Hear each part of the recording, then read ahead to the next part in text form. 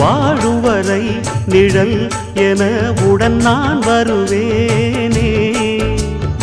ஏழ் பிறப்பும் உயிர் துணை உனை நான் பிரியேனே.